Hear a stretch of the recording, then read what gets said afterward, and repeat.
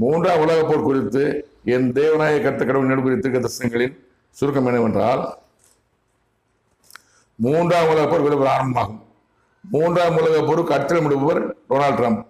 மூன்றாம் உலகப் போர் ஆரம்ப போர் அமெரிக்க ஈரான் போர்.